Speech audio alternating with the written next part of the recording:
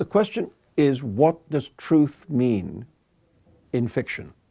Because of course the first premise of fiction is that it's not true. You know, that this story does not record events that took place. These people didn't exist. These things did not happen. You know, I mean, that's the going in point of a novel. So the novel tells you flat out at the beginning that it's untruthful. You know, but then, so what do we mean then by truth in literature?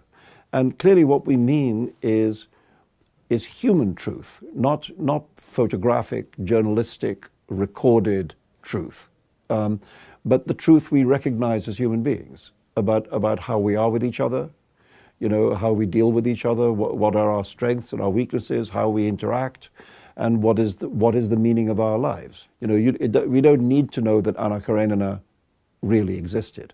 You know, we need to know who she is, what moves her, and what her story tells us about our own lives and about ourselves. You know, and that's the kind of truth that as readers we look for in literature. Now, once you accept that stories are not true, then you understand that a flying carpet and Madame Bovary are untrue in the same way. The moment you decide you're going to have a rug that flies through the air, is you must immediately ask yourself realistic questions about it. What would that be like?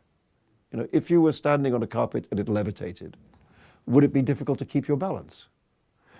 Would the carpet be rigid, or would the movement of the air under the carpet make the carpet undulate? You know, if you flew very high, wouldn't it get very cold? How do you keep warm on a flying carpet?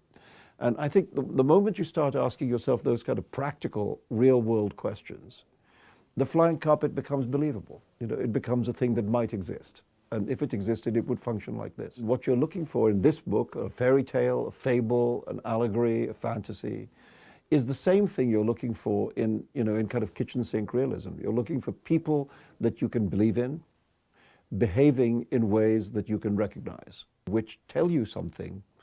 Those behaviors tell you something about your own behavior and your own nature.